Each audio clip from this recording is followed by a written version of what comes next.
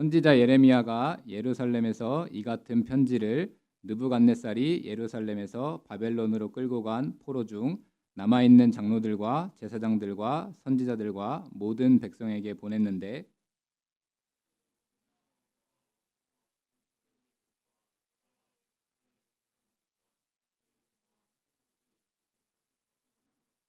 유다의 왕 시드기야가 바벨론으로 보내어 바벨론의 왕 느부갓네살에게로 가게 한 사반의 아들 엘라사와 hil기야의 아들 그마랴 편으로 말하되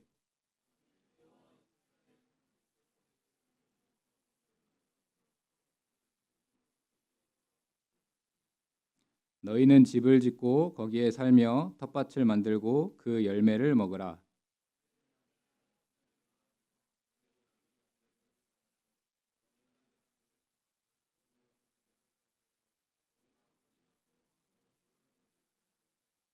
너희는 내가 사로잡혀 가게 한 그 성읍의 평안을 구하고 그를 위하여 여호와께 기도하라. 이는 그 성읍이 평안함으로 너희도 평안할 것임이라.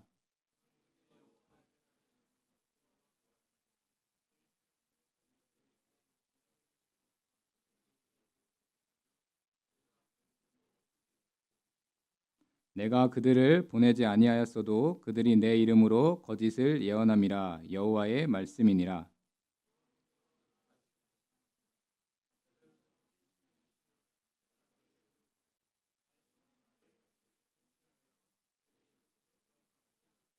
여호와의 말씀이니라. 너희를 향한 나의 생각을 내가 아나니 평안이요 재앙이 아니니라. 너희에게 미래와 희망을 주는 것이니라.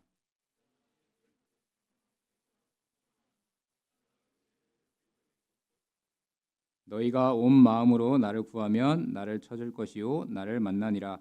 이것은 여호와의 말씀이니라. 나는 너희들을 만날 것이며 너희를 포로된 중에서 다시 돌아오게 하되 내가 쫓아 보내었던 나라들과 모든 곳에서 모아 사로잡혀 떠났던 그곳으로 돌아오게 하리라. 이것은 여호와의 말씀이니라. 아멘. 예.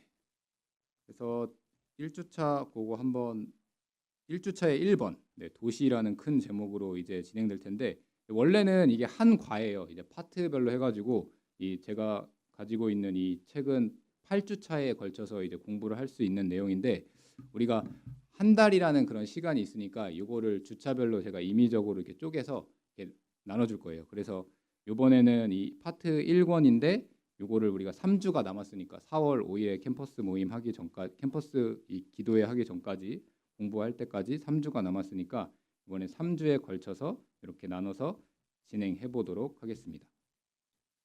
그래서 예레미야 29장 1절부터 14절까지 읽었는데 뭐 대략 어떤 내용인 것 같아요?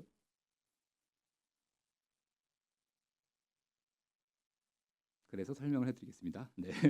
네, 그게 밑에 내려보면은 본문 묵상이라는 부분에 이렇게 나옵니다. 그래서 예레미야 29장 1절부터 14절에 읽으면 이제 1차 침공, 뭐 2차 침공, 3차 침공으로 해가지고 이제 남유다가 이제 멸망하면서 이제 유다 백성들이 그 바벨론으로 이제 끌려가고 있는 그런 이 배경을 또 이렇게 담고 있습니다. 그래서 오늘 이 우리가 읽은 본문은 이 선지자 예레미야가 2차 침공 당시 여호야긴 왕과 이 시드기야 왕 그때에 이제 예레미야를 통해서 하나님께서 주신 그 예언의 말씀입니다. 바벨론의 침공이 하나님의 심판으로 인한 것임을 또 이렇게 알려주는 동시에 마지막에 유다 백성들이 그런 포로 생활을 모두 마치면 다시 돌아오게 될 것이다라고 이렇게 하나님께서 말씀해주고 있는 것입니다. 70년이라는 시간이 이제 짧은 시간들도 아니고 또 긴 시간이었고 그래서 성경 말씀에 기록된 대로 보면 이때 유다 백성들의 그런 잘 살지 못하는 그런 백성들만 끌고 간 것이 아니라 이제 고관들이나 뭐 기능공들이나 토공들이 잡혀갔었고 그리고 1차 침공 때도 우리가 잘 아는 그 다니엘과 세 친구 있잖아요. 그래서 이 바벨론이 자신들의 그런 문화를 더욱더 번성하게 하기 위해서 유대인들 중에 유력한 사람들을 잡아다가 그 도시에 머물게 하는 또 그런 모습을 또 우리가 볼 수가 있습니다. 그래서 어쨌든 우리 이 예레미야 29장 1절부터 이 14절의 그 내용은 이제 남유다가 이제 멸망을 하고 1차, 2차, 3차에 이르는 그 포로 생활에 대한 그런 예언이다라는 사실을 또 우리가 알 수가 있겠죠. 그렇다면 이게 우리가 큰 이 제목이 도시라는 그런 타이틀인데 이 도시랑 그러면 이 바벨론이랑 무슨 상관이 있는지 한번 생각해 볼 필요가 있겠죠. 이 바벨론이라는 것은 그 당시에 강성한 이제 군대를 가지고 있었고, 네, 결과적으로 이제 그 중동 지방에서 아주 유력한 나라라고 우리는 또 이렇게 역사를 통해서 이제 알 수가 있습니다. 그래서 그 가운데 뭐 애굽도 워낙 전통적으로 큰 도시였기 때문에 사실 남유다는 이 애굽 쪽으로 계속 붙으려고 이렇게 했었거든요. 그래서 애굽의 힘을 얻어서 이 바벨론을 몰아내고 이런 정치적인 독립을 우리가 계속해서 유지해야겠다라는 그런 생각을 가지고 있었는데, 근데 이제 하나님의 뜻은 그게 아니었어요. 그래서 선지자들한테 그건 안 된다. 또 바벨론의 포로로 또 끌려가는 걸 이제 인정하고 또 이제 가야 된다라고 했지만 계속 이 뭐 시드기야 왕이나 여호와긴 왕과 같은 사람들은 다 계속해서 그 애굽에만 또 이렇게 의존하는 그런 모습을 보였고, 결과적으로 이제 심판을 이제 받게 되는 것입니다. 이 도시, 이 바벨론의 도시, 굉장히 강력한 군대와 강력한 문화를 가지고 있었기 때문에 이 바벨론 사람들이 그 유다 백성들을 이제 데리고 가려고 했었던 것은 어떻게 보면 그들이 가지고 있는 그런 정체성, 이런 그 유대인이라는 그런 인식과 하나님을 믿는 그 신앙, 그 정체성을 혼탁하게 하고 결국에는 자기 사람으로 만들기 위한 또 그런 장소로 활용했다. 그래서 바벨론의 도시를 그렇게 활용했다라는 것을 우리는 알 수가 있습니다. 우리나라도 역시 과거에 이제 뭐 포로까지는 아니었지만 그 일제 식민지를 통해서 지배를 받아봤고 또 그런 압제를 받아왔다는 걸 우리가 역사를 통해서 알 수 있기 때문에 그렇게 포로로 끌려가거나 누군가의 압제를 받는다라는 그 아픔이 무엇인지 우리는 잘 알고 있습니다. 그런데 하나님께서는 의외의 말씀을 이렇게 하십니다. 거기에 이제 생각하기에 보면은 1번 문항에 하나님은 바벨론의 포로로 끌려간 이스라엘 백성들에게 이 예레미야는 어떤 말씀을 전했는가, 또 거짓 선지자들은 또 어떤 말씀을 전했는가라고 이렇게 정리를 해놨습니다. 그래서 예레미야를 통해서 하신 하나님의 말씀은 그 도시에 정착해라, 바벨론에 정착을 하고 거기서 살고 집을 짓고 텃밭을 만들라라고 이렇게 이야기하고, 그다음에 또 그 도시에서 번성하라라고 이야기합니다.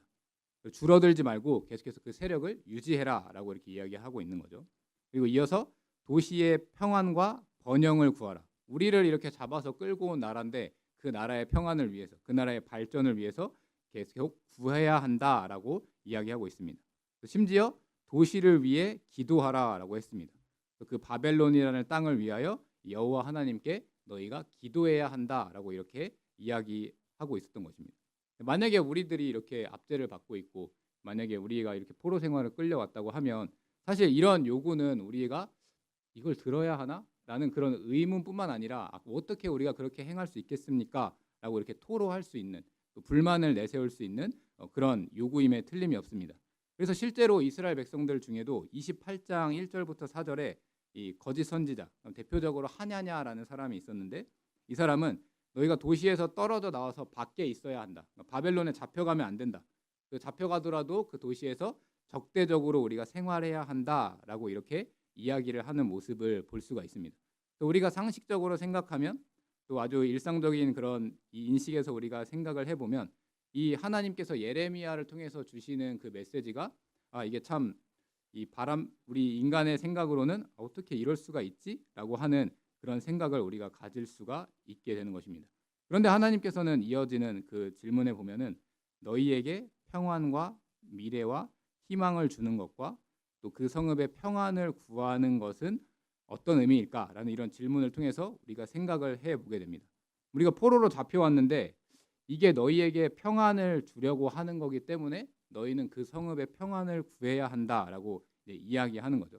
그래서 그 성읍의 평안을 구하게 되면 너희에게 평안과 미래에 대한 그런 희망과 소망이 있다라고 이렇게 이야기하는 겁니다. 그래서 먼저 평안을 구해야 하는 그 원인이 있게 되면 이제 결과로서 우리가 그러니까 하나님을 믿는 그 자녀들이 이 평안과 또 미래와 희망을 가지고 살아가게 된다라고 이야기하고 있는 것입니다. 근데 여기서 기록되어 있는 대로 바벨론에 대한 적개심과 그런 경멸하는 이런 마음이나 그런 것들이 가득한 상태에서 이런 것들을 감당하기는 쉬운 일이 아니었지만 그럼에도 불구하고 하나님께서는 그 이방 도시와 그 이방 백성을 통하여서 하나님 백성에게 자기가 뜻하시는 것, 가장 선하시는 것을 주신다라고 이렇게 이야기하고 있는 것입니다. 그래서 내가 비록 포로로 끌려왔지만, 내가 비록 비천한 처지에 있지만 그 도시를 위해서, 그 도시에 있는 사람들을 위하여서 최선을 다하고 헌신을 다하고 하는 삶이 나에게 풍요로움을 주는, 그러니까 세상의 그런 풍요로움일 수도 있지만 궁극적으로는 하나님께서 주시는 그 구원의 은혜와 확신을 누리면서 살아가게 된다라고 이렇게 우리가 정리를 해볼 수가 있는 겁니다. 그래서 관련된 말씀, 뭐 로마서 말씀과 디도서 말씀, 그리고 베드로전서 말씀 거기에 기록했으니까 한번 이렇게 해주시면 좋을 것 같고, 읽어보시면 좋을 것 같고, 네, 그렇게 해서 이렇게 처음에는 우리가 본문의 말씀을 통해서 이게 어떤 배경에 있는 것인가, 이 배경을 통해서 우리가 생각해 볼 수 있는 것들은 어떤 것일까, 이렇게 한번 해봤는데, 그래서 우리가 관련돼서 기도해 볼 것은 거짓된 메시지에 우리가 흔들리지 말고 하나님을 신뢰하는 우리 운동원들이 돼야 한다라는 그 메시지를, 또 그 기도를 우리가 함께 했으면 좋겠습니다. 그래서 이 하냐냐와 같이 또 너희는 여기서 벗어나야 된다, 그 도시는 너희와 상관없는 것이다 라고 하는 그런 세상의 유혹들과 그런 시험들이 있지만 그 가운데서 우리가 하나님을 신뢰하게 해달라고 이렇게 마음을 먹는 운동원들이 됐으면 좋겠고, 두 번째는 이 현재 있는 곳에서 하나님께서 원하시는 그런 삶을 또 우리가 살아내도록, 또 그런 마음을 또 우리가 갖게 되도록 이렇게 해달라고, 또 이런 내용을 통해서 우리가 생각을 해볼 수가 있을 것입니다. 그래서 일단은 전체적으로 한번 살펴봤는데, 이제 앞으로도 이런 식으로 진행이 될 것 같아요. 먼저 말씀을 먼저 묵상하고 또 근황들을 이렇게 한번 좀 이렇게 나눠보고 기도를 시작하고 전체적인 내용을 하는데, 사실 이 내용은 이 도시라는 큰 파트가 정해져 있기 때문에 그 2주차, 3주차에도 내용은 거의 비슷해요. 근데 이제 어떤 것들을 우리가 생각해 보면 될지, 내가 생각했을 때 또 나의 생각으로 또 하나님 주신 은혜로 내가 앞으로 어떻게 우리 삶의 적용점을 가져야 할지, 그러니까 이런 것들로 해가지고 우리가 전체적으로 진행을 해보면 좋을 것 같아요. 그래서 기도 제목 있고 이 나중에 찬양도 영상으로 하나 넣어놨는데 그것도 한번 살펴보시면서 이렇게 이야기를 나누면 좋을 것 같습니다. 이렇게 해서 첫째 주는 요 정도 내용으로 정리할 수 있겠고, 네, 2주차로 한번 넘어가 볼까요? 네, 2주차에서는 이제 지난주에 했던 거 한번 짧게 또 이렇게 복습하는 그런 시간들이 있습니다. 그래서 먼저 그 전에 이제 맞이하기 하는 그런 시간에 또 우리가 SNS나 뭐 뉴스나 또 친구들 가운데, 우리 친구들과의 대화 가운데 믿음을 흔들리게 했던 뭐 그런 대화가 있었는지 뭐 나눠보면 좋을 것 같고, 그다음에 주변 사람들과의 관계에서 하나님께서 원하시는 삶을 산 적이 있나, 혹은 그렇지 못한 순간이 있었나 한번 이렇게 생각해 보면 좋을 것 같고, 역시 말씀을 한번 읽어보면 좋을 것 같습니다. 대신에도 시간이 좀 부족하고 하면은 밑에 이제 복습 부분을 제가 이렇게 정리를 해놨어요. 그래서 그 내용들을 다시 한번 읽어보면서 지난 시간 한번 복습을 해보면 좋을 것 같습니다.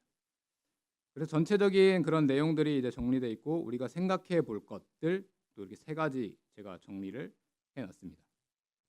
그래서 예레미야 29장 11절부터 14절에서 알 수 있는 포로 생활의 목적에 대해서 한번 살펴보면 좋을 것 같은데, 짧게 뭐 얘기하면 첫째로는 이 70년의 이 시간, 정말 긴 시간이지만 이 시간은 믿음을 가진 이스라엘 백성들을 통해서 바벨론이라는 그 나라에 참되고 살아계신 그 하나님의 이름이 전파되는 시간이기 때문에 하나님께서 그들을 포로로 불러주셨다라는 사실을 우리가 알 수 있고, 둘째로 또 이스라엘 백성들이 영적으로 깨끗하게 되고 부흥하는 시간이었다.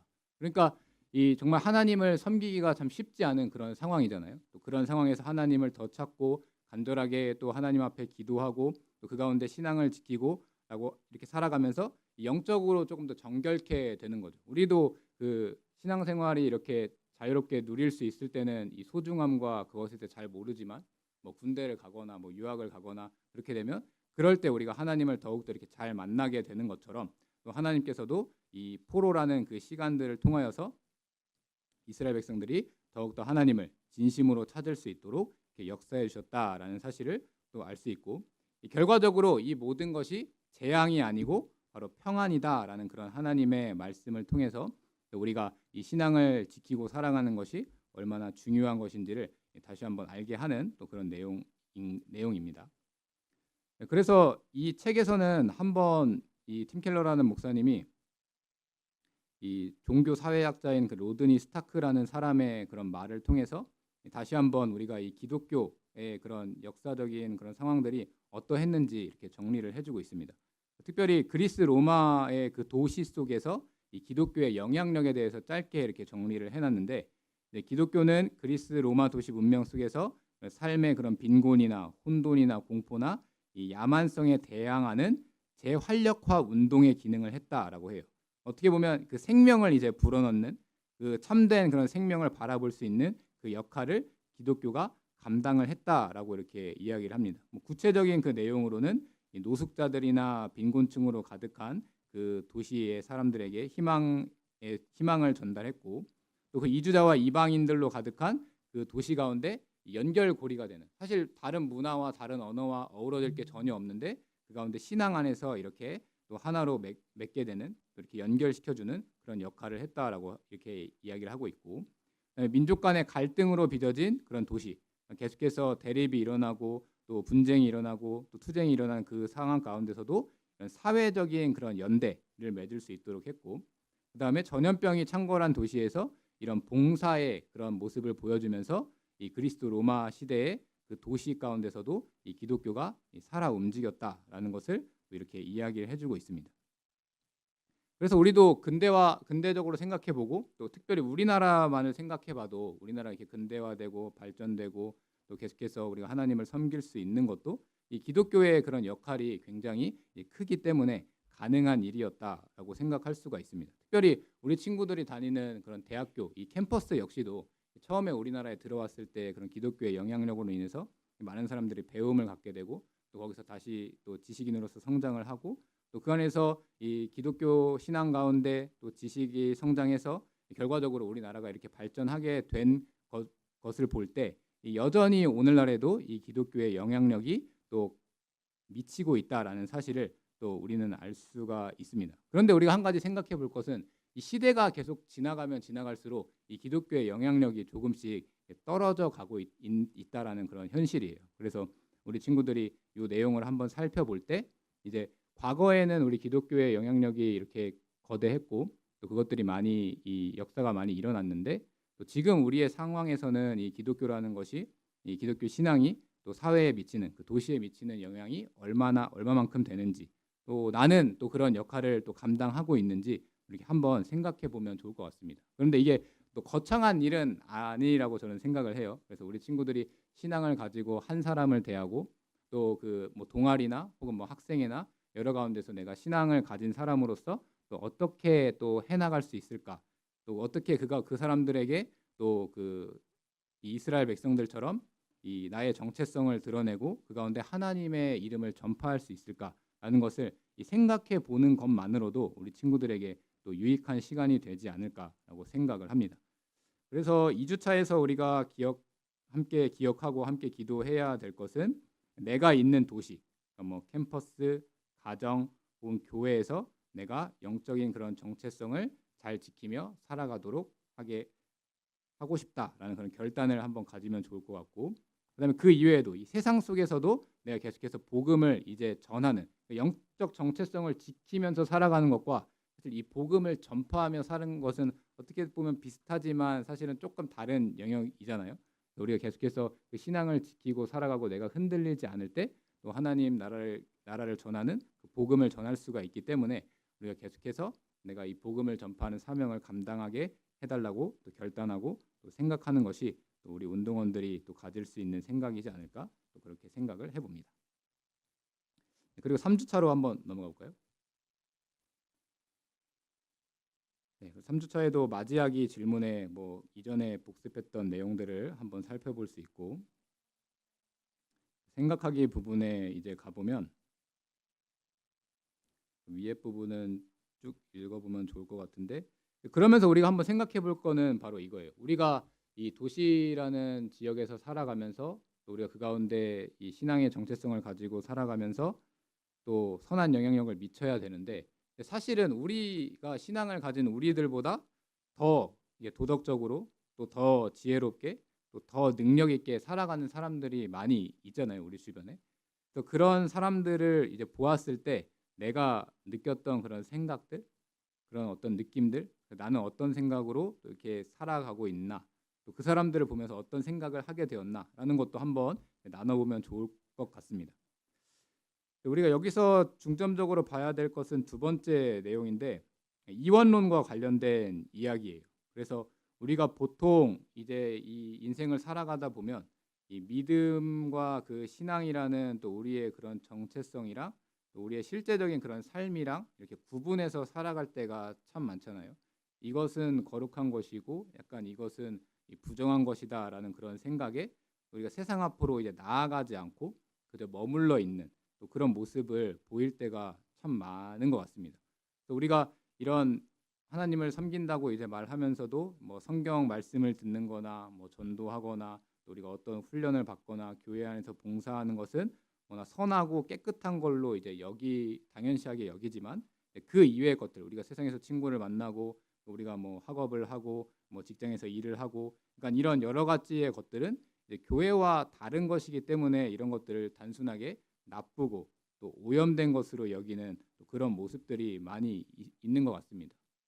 실제로 그런 상황들에 많이 노출이 되기도 하고 또 혹은 뭐 이 지나친 경쟁이나 뭐 정치적인 그런 색깔이나 그런 탐욕이나 그런 잔인함들로 인해서 우리가 이 기독교 공동체 안에서만 머무는 게 굉장히 이제 좋은 것이다라고 우리가 이제 생각할 때도 참 많이 있는 겁니다.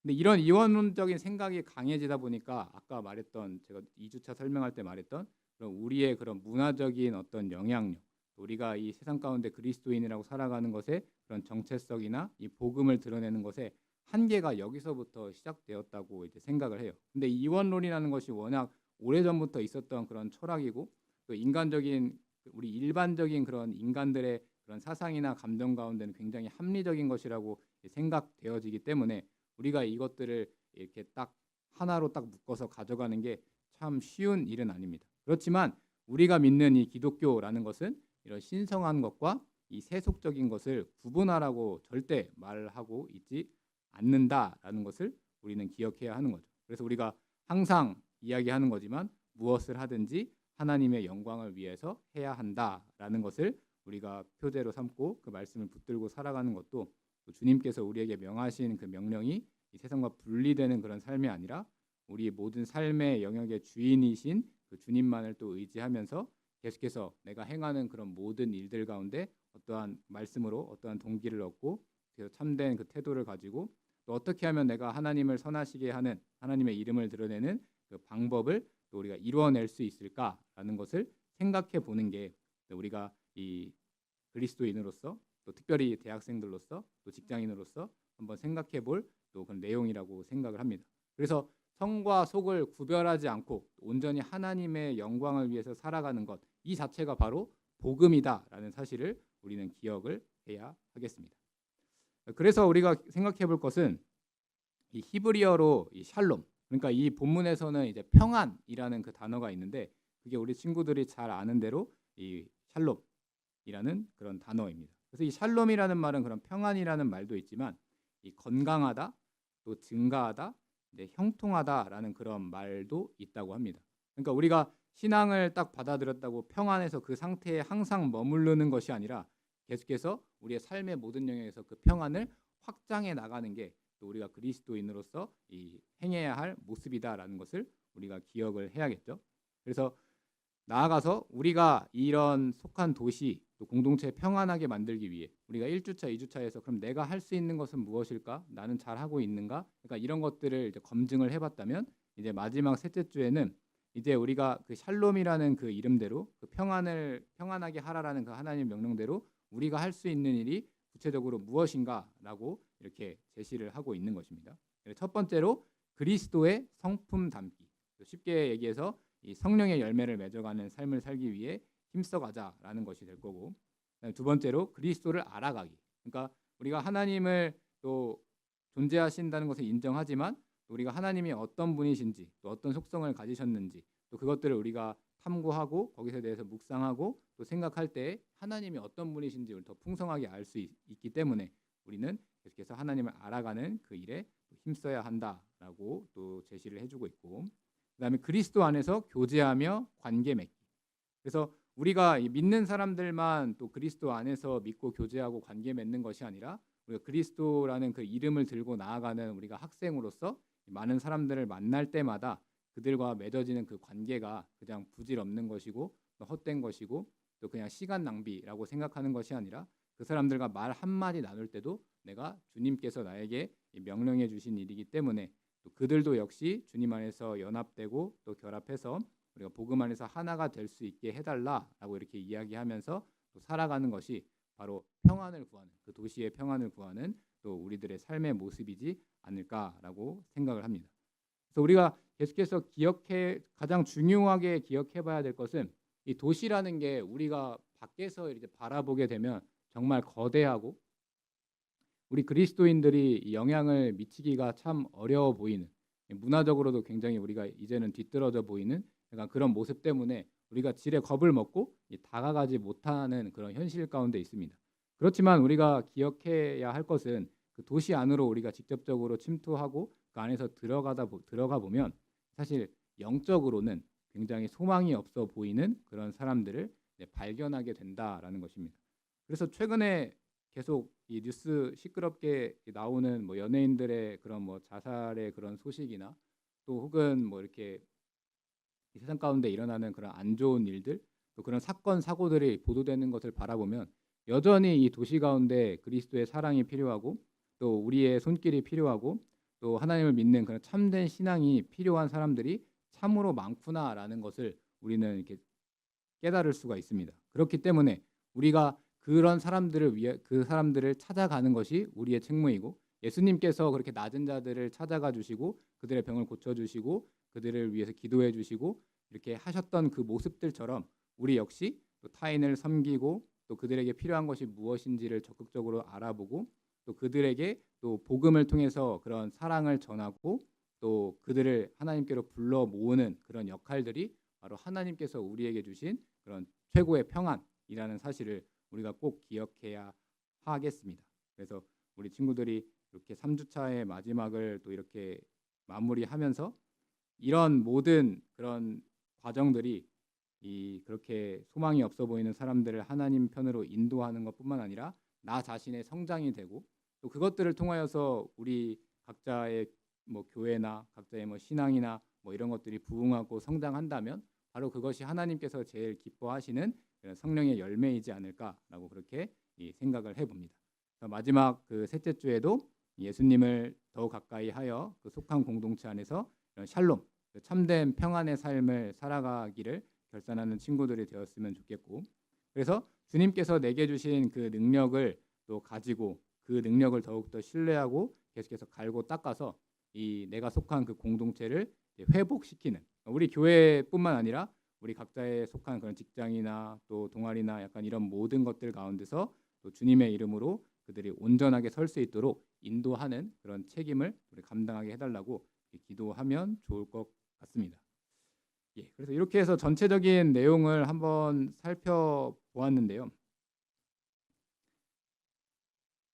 우리 친구들이 그 전에 ESV 성경 공부할 때 조금 어렵다고 해가지고 이것도 사실 쉬울지는 잘 모르겠어요. 근데 이제 하나의 주제로 이제 몇 주차씩 이렇게 공부를 하다 보면은 한 달 정도 이렇게 공부를 하다 보면은 자연스럽게 거기에 대해서 깊은 생각을 조금 더 할 수 있지 않을까. 그래서 생각을 해봅니다. 그래서 이게 종강할 때까지 이 과가 전체 끝날지는 사실 잘 모르겠는데 최대한 주차를 잘 맞춰서 한번 끝내보도록 하겠고요. 그 다음에 이제 하시면서 조금 이제 어렵거나 조금 이렇게 궁금한 사항이나 그런 것들이 있으면은 이제 저한테 이제 연락 주시면 이제 한번 설명을 한번 잘 할 수 있도록 도움을 주도록 하겠습니다. 그리고 캠퍼스 모임 할 때 그 캠퍼스 장 분들이 우리 전국 위원단 분들한테 한번 연락하셔가지고 이제 말씀을 해주시면 적극적으로 우리 친구 캠 모임 하는데 적어도 한 번씩은 가보기 위해서 한번 힘써 볼 테니까 몸만 가진 않겠죠. 맛있는 거 사주겠죠. 예, 그래서 그렇게 해가지고 또 이번에 캠퍼스 모임 또 한 학기 동안 또 힘차게 잘 감당했으면 좋겠습니다.